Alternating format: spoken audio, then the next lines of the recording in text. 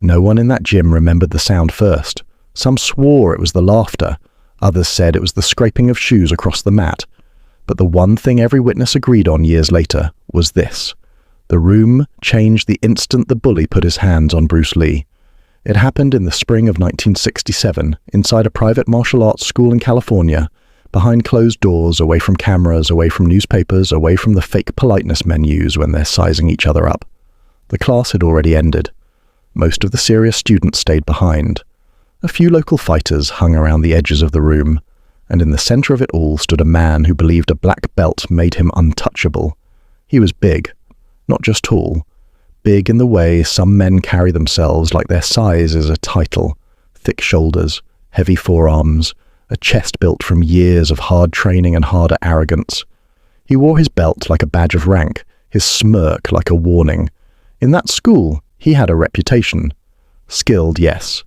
Dangerous, absolutely. But respectful? Not even close. He liked humiliating people, especially smaller men, especially men he thought were too calm to fight back. That night, he had been talking too much. "You really Bruce Lee?" he asked, grinning in front of half a dozen students. Bruce stood near the mirrored wall, wiping his hands with a towel, not even looking annoyed. "That's what people call me." The bigger man laughed, loud enough for everybody to hear. "I expected someone taller." A few nervous chuckles scattered through the room, not because anyone thought the joke was funny, because no one knew what else to do. Bruce folded the towel and set it down. He was relaxed, too relaxed, which somehow made it worse. At 5 feet 7 inches, he didn't look like the most dangerous man in the building. There was no dramatic pose, no flair, no effort to dominate the room. He stood in plain training clothes, lean and still, like his body had no wasted intention in it. His face gave away nothing. The black belt stepped closer. "I've seen your demonstrations," he said. "Fast hands, fancy timing. Looks good. But demonstrations aren't fights." Nobody moved. One student near the back lowered his gaze. Another quietly took one step away from the mat. Even the air felt tight now. Bruce finally looked at him fully. There was no anger in his expression. That was what unsettled people later when they tried to describe it. Not anger, not pride, just attention. "What is it you want?" Bruce asked. The bigger man spread his arms. "Simple. I want to see if all this talk is real." One of the students immediately spoke up. "Hey, come on, leave it alone." But the black belt was feeding on the audience now. He jabbed a thumb at Bruce's chest. "You teach people you can beat size with speed. You teach that efficiency nonsense. I'm saying a real fighter grabs hold of you, puts pressure on you, and all that philosophy disappears." Bruce's eyes dropped for one brief second to the thumb pressing into his shirt. Then he looked back up. Soft voice. Quiet room. "You should remove your hand," the bully smiled wider. Instead, he grabbed Bruce by the collar. And in that exact moment, everyone watching had the same thought. He had just made the worst decision of his life. The first thing Bruce Lee did was not strike. That mattered, because everyone in the room expected violence. They expected a slap, a shove, some dramatic explosion of pride. That is what most men do when another man grabs them in public. They react to the insult. They react to the audience. They react to the humiliation. Bruce reacted to the position. That was the difference. The bully had one fist twisted into Bruce's collar, bunching the fabric near his throat. His other arm hung slightly back, ready either to shove or swing depending on what he felt next. It was a control grip, the kind used by men who think the hardest part of a fight is already over once they've put hands on you. But Bruce didn't lean away. He didn't panic. He didn't even stiffen. He shifted half an inch. That tiny movement almost nobody noticed in real time would become the detail witnesses remembered later. Not because it looked impressive, because it looked like nothing. A small turn of the body, a slight angle at the hip, a release of pressure through the shoulders. It was the kind of adjustment that would never impress a crowd and yet would decide everything that followed. The bully tugged Bruce forward, or tried to. Instead of dragging a smaller man off balance, he felt the grip lose meaning in his own hand, as if the body he thought he controlled had somehow slipped into a better structure underneath him. "What's wrong?" he sneered. "Thought you were fast." Bruce spoke so calmly that several people had to lean in to hear him. "You're holding cloth," he said, "not me." The words landed harder than a shout. A few of the students looked at each other. One man near the wall actually swallowed. Because now they could all feel it. This wasn't becoming a scuffle, it was becoming a lesson, and only one of the two men in the middle seemed to understand that. The bully's face tightened. He yanked harder, trying to force Bruce into him, trying to make the moment physical enough that technique could be smothered under sheer weight. That was when Bruce moved again. His left hand rose, not in a wild swat, but in a short, tight line that cut inward and trapped the grabbing wrist against its own tension. His right forearm slid under the bully's elbow just enough to lift the structure without lifting the arm. It was ugly to untrained eyes. Not cinematic, not wide, not flashy, just correct. The bully blinked. His grip was still there, but somehow it wasn't. His balance shifted onto the wrong foot.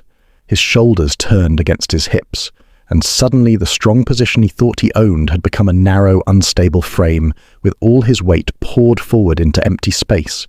Bruce still had not hit him. That was the terrifying part. "Last warning," Bruce said. The bully heard the words, ignored them, and made it worse.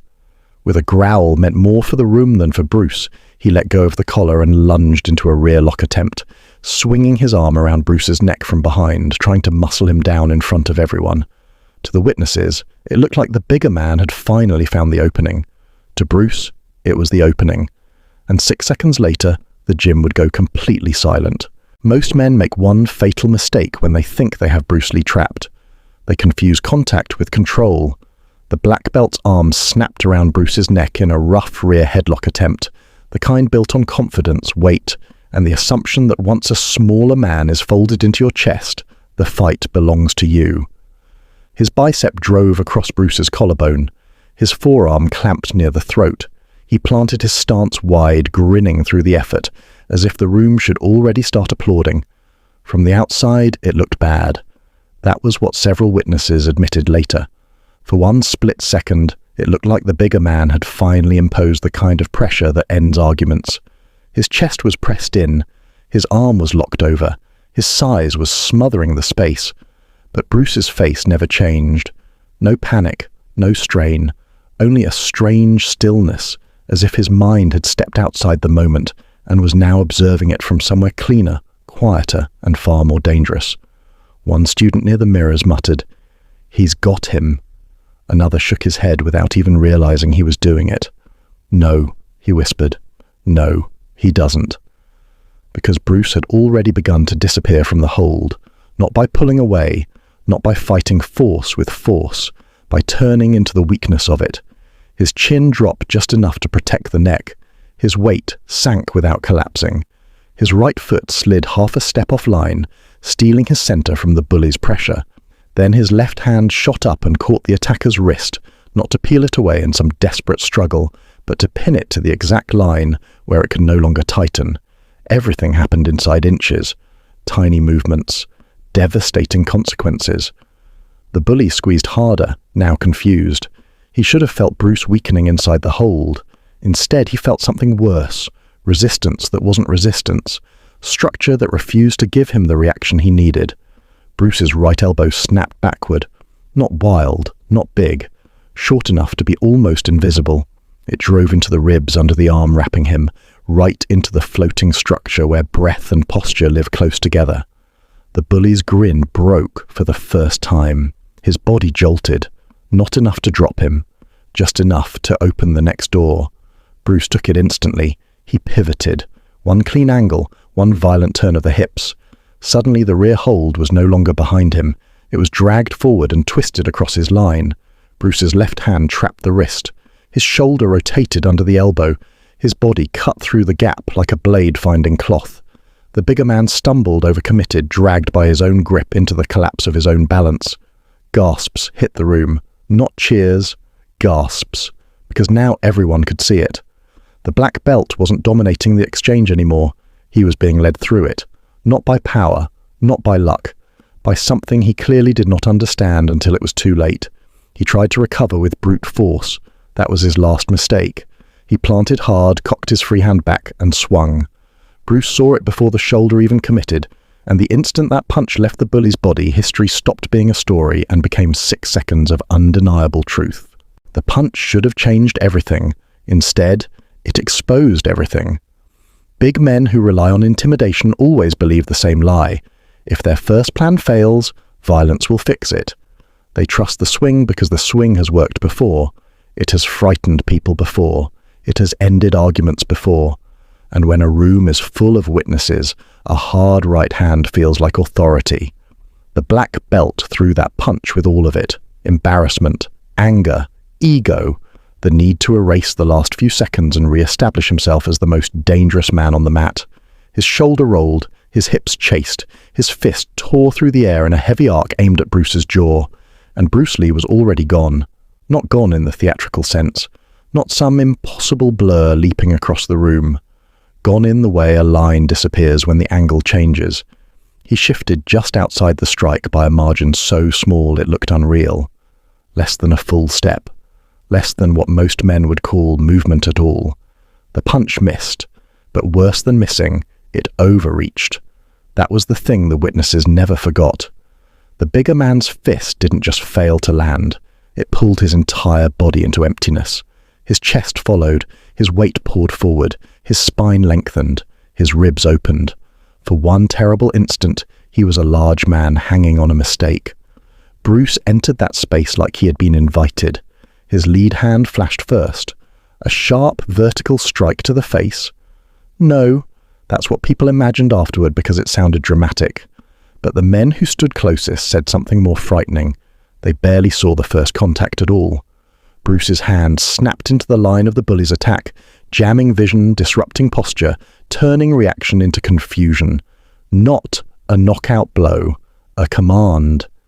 Then came the second movement, a brutal, compact shot driven straight into the body. Not a haymaker, not a wind-up, a direct strike, short and surgical, landing beneath the chest where structure weakens and air abandons the fight.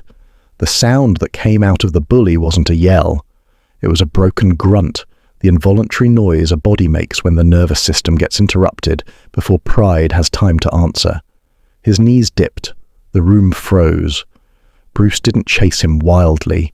He stayed in front of the collapse, precise and merciless in the way only discipline can be. One hand checked the shoulder, the other hit again, this time up through the centerline so fast the strike looked more like a flick than damage. But damage was exactly what it was. The black belt staggered backward, eyes wide now, not angry anymore, not confident anymore, just shocked. Shocked that speed could feel this heavy. Shocked that someone smaller could touch him and make his body stop feeling like his own. A woman near the door lifted her hand to her mouth. One of the students whispered, "Oh my God." The bully tried to square up again, tried.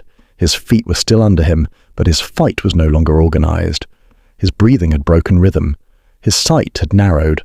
His confidence, the thing that had powered every movement up until then, was leaking out in real time.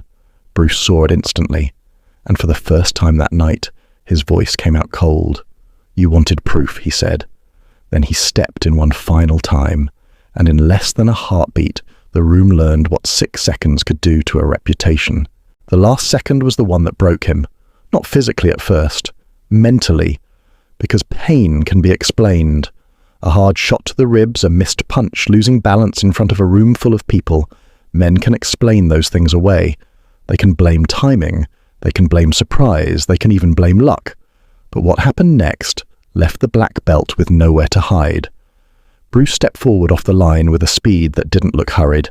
That was what made it frightening. He wasn't rushing. He wasn't swinging wild.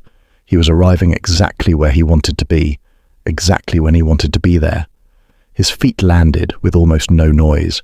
His shoulders stayed loose. His eyes never left the man in front of him.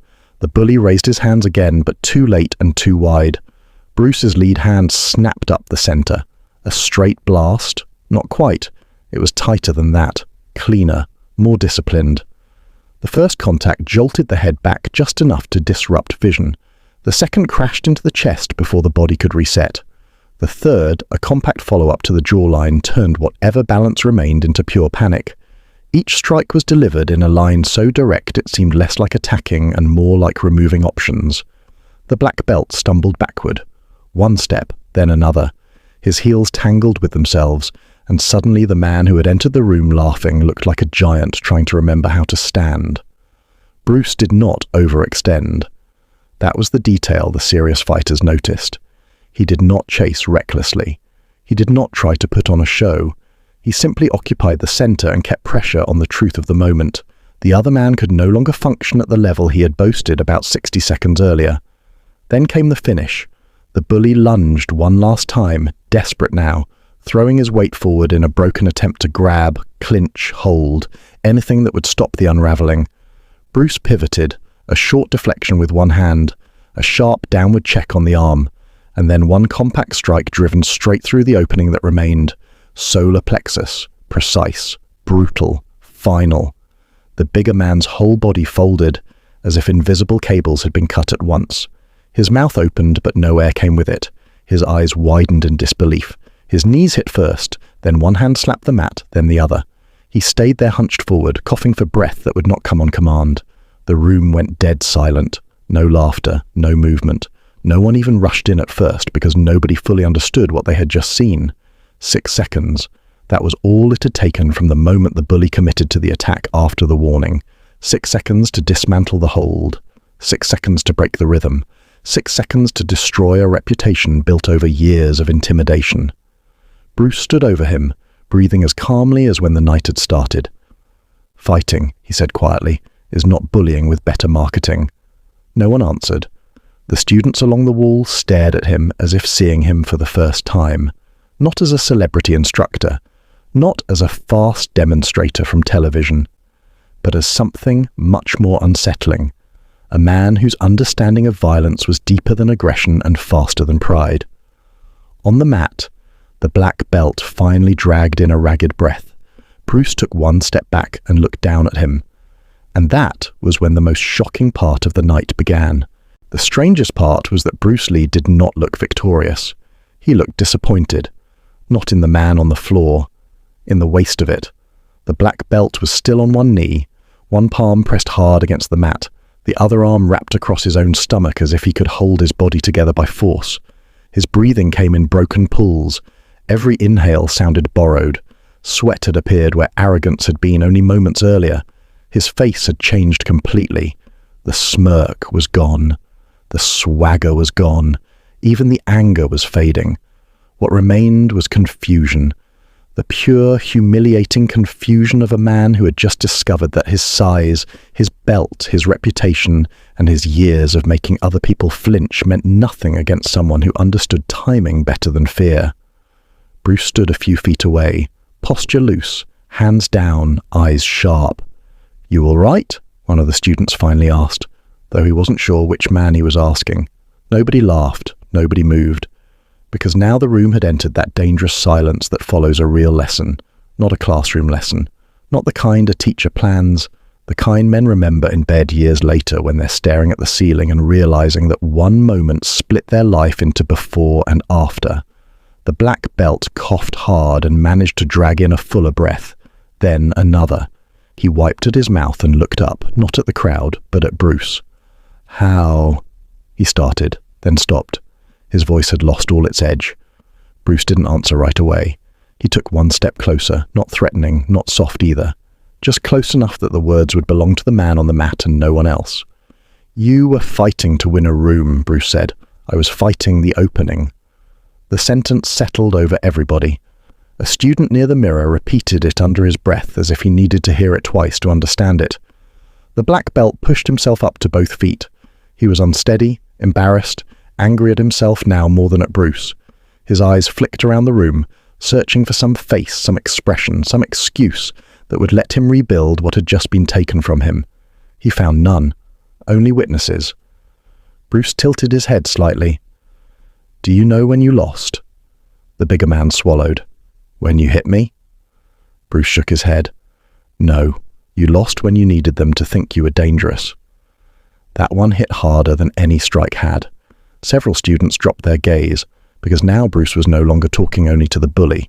He was talking to every person in that room who had ever confused image with ability, belt with substance, aggression with control. The black belt's jaw tightened. For a second, it looked like his pride might drag him into one more mistake. His shoulders twitched, his hands flexed, the room stiffened again.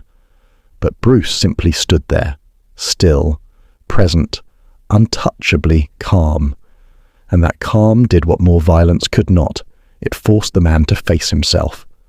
Finally, the bully exhaled and said the one thing no one expected to hear. "I thought you were putting on a show." Bruce's answer came without triumph. "That was your second mistake." A few people frowned. Second? Then Bruce looked around the room, letting the silence do its work. Because everyone there understood the implication. There had been a first mistake, and whatever Bruce was about to say next would explain why 6 seconds had felt like destiny. The first mistake had happened long before the man ever grabbed Bruce Lee. It had happened the moment he decided he already understood him. That was the poison in the room. Not the shove, not the collar grab, not even the challenge itself. Contempt. The black belt had looked at Bruce the way insecure men often look at disciplined men. He saw the surface, measured the frame, and assumed the rest.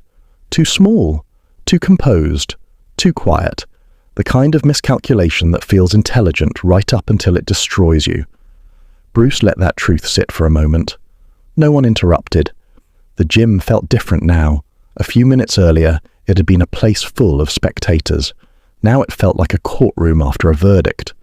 Every student along the wall had straightened without realizing it. Even the ones who had laughed at the first taunt looked uncomfortable, as if they had accidentally revealed something about themselves they did not want examined. Bruce turned from the black belt and looked around the room. "This is the problem with rank," he said. "Some people earn it, some people hide inside it." No one breathed loudly enough to be heard.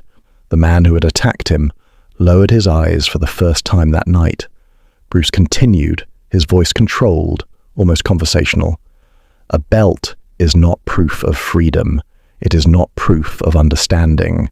It is not proof that you can see what is in front of you. Sometimes it only proves how long a man has been rewarded for doing the same things over and over." That landed everywhere. On the bully, on the students, on the instructors at the edge of the mat, who had said nothing while the tension built. One of the younger men finally spoke cautiously. "Then what is proof?" Bruce looked at him. "Pressure." The answer came so fast it startled people. "Pressure tells the truth," Bruce said. "Under pressure, the fake disappears. The unnecessary disappears. Your fear shows, your habits show, your ego shows, and if your training is built on appearance instead of function, pressure exposes it in seconds." The black belt gave a bitter laugh, but there was no strength in it now. "So, that's what this was? Pressure?" Bruce faced him again. "No, this was mercy." That line cut through the room like wire. The man's head came up. Bruce's expression never changed. "If I wanted to hurt you," he said, "you would not be standing. No bragging, no drama, just fact." For the first time all night, several people understood how restrained Bruce had actually been. The body shot, the interruptions, the control. None of it had been emotional. None of it had been reckless. He had ended the danger without feeding on it. That realization made the room colder than the fight itself. The black belt's cheeks darkened with shame. "Why didn't you?" he asked quietly. Bruce paused. Then he said something none of them expected. "Because men like you can still be fixed." That changed everything. The students were no longer watching a humiliation. They were watching a decision. And then the senior instructor, who had remained silent through the entire confrontation, stepped forward at last and said, "Bruce, there's something about him you should know." What the instructor said next changed the meaning of the entire night. Not because it excused what had happened, because it explained why it had happened. The senior instructor was an older man, disciplined, respected, the kind of teacher whose authority did not need volume. He had remained near the far side of the mat during the confrontation, saying almost nothing, watching everything. Until now. Until the room had gone from shock to judgment. Until the man on the losing end of those 6 seconds looked less like a villain and more like a crack finally splitting open. He stepped forward slowly and rested one hand on the black belt's shoulder. "This isn't the first school he's been asked to leave," he said. The room tightened. The black belt looked away. The instructor kept speaking, not cruelly, but with the weight of someone tired of protecting what should have been corrected a long time ago. "He's talented," the instructor said. "That's the problem. Talent covers flaws for years, gives a man applause before it gives him character. In other schools, he won tournaments, impressed people, embarrassed training partners, and every victory fed the wrong thing." Bruce listened without interruption. The students did too. "He started believing martial arts existed to rank human beings," the instructor continued. "Strong above weak, aggressive above calm, dominant above disciplined. He stopped training to improve, started training to feel superior." No one in the room could pretend they had not seen pieces of that before. The mocking, the posturing, the way certain students trained harder when teachers watched and meaner when beginners stepped onto the mat. This wasn't one man's disease. He was just its clearest symptom. The black belt finally spoke, but this time there was no fight in his voice. "You could have said that without an audience." The instructor looked at him with deep disappointment. "I tried, repeatedly. Private talks, warnings, more chances than you deserved. But humiliation was always your teaching method. Tonight it became your lesson." The words hit harder because they were true. Bruce folded his arms loosely, not defensive, simply thinking. "So, this was building for a while," he said. The instructor nodded. "Months." A student near the back frowned. "Why keep him here then?" No one wanted to ask that question, but everyone had been thinking it. The instructor answered honestly. "Because teachers sometimes lie to themselves. We think patience will do what consequences have not. We think skill can be separated from conduct. We think if a student is gifted enough, we can reach him before his ego ruins him." He let the silence sit. "Sometimes we are wrong." That confession shifted the whole room again. Now this was no longer only about Bruce and the bully. It was about leadership, failure, blind spots, and the price of tolerating poison because it performs well in public. Bruce turned his gaze back to the black belt. "Do you understand what actually happened tonight?" The man hesitated, then shook his head once. "Not all of it." Bruce nodded, as if that answer was better than pretending. "You weren't defeated by speed," he said. "You were defeated by dependence." The black belt looked up. Bruce continued. "Dependence on size, dependence on intimidation, dependence on people freezing when you pressure them. You built your game around weaker reactions. Then you met someone who did not give you those reactions." That landed with brutal clarity. The man stood motionless, breathing slower now, as if for the first time he was hearing the architecture of his own failure. Then Bruce said the one thing no one expected. "If you're serious, I'll show you where to begin." And suddenly the room had a new question, not whether the bully had been beaten, whether he deserved to be taught. The room did not react with admiration, it reacted with suspicion. That was the real turning point. An offer to teach sounds noble when people retell a story years later. In the moment, it felt dangerous. The students lining the walls had just watched one man bully, grab, and attack another in front of everyone. Now the same man was being offered instruction by the very person he had tried to humiliate. To some, that looked like grace. To others, it looked like permission. One of the older students spoke first. "Why help him?" No one pretended not to know who he meant. The black belt stayed silent, jaw tight, shoulders lowered now not by force but by the unfamiliar weight of public truth. The senior instructor didn't interrupt. He seemed to understand that this question mattered more than anything technical Bruce might say next. Bruce answered immediately. "Because skill without correction becomes a weapon in the wrong hands," he said, "and humiliation by itself teaches almost nothing." That line settled hard. A younger student near the mirrors frowned. "So, he gets rewarded?" Bruce turned to him. "You think being stripped in front of your peers is a reward?" The student looked down. Bruce walked a slow half-circle across the mat, not pacing for drama, but measuring the room, reading faces, letting everyone feel included in what came next. "Most schools make the same mistake," he said. "They think the goal is to produce tough men. It's not. Tough is cheap. Angry is common. Aggressive is everywhere. The real question is whether a man can become dangerous without becoming careless. Nobody moved. Bruce stopped and looked directly at the black belt. "You have ability," he said. "That's obvious. But your ability serves your insecurity. That means under pressure, you do not fight truthfully. You force, you posture, you dominate where you can, and when that fails, you collapse into anger." The man did not argue. Maybe because he couldn't. Maybe because for the first time someone had described him with more accuracy than flattery ever had. Bruce continued, "If I teach you, I'm not teaching you how to win. I'm teaching you how to stop needing certain people to lose." That was bigger than the fight. Even the students who had been secretly enjoying the bully's humiliation felt that. This wasn't a speech about martial arts anymore. It was about the hidden hunger inside violent men, the need to prove themselves by controlling who stands lower, the need to feel large by making someone else feel small. The senior instructor finally spoke. And if he refuses that lesson? Bruce's answer was simple. Then no technique will help him. Silence again. The black belt looked up at last. His face was different now, stripped of performance, stripped of rank, stripped of audience strategy. What remained was a man standing at the edge of a choice no belt could make for him. "You'd really teach me?" he asked. Bruce held his gaze. "I'd test whether you can be taught." That distinction hit everyone. Not a gift, not forgiveness, a test.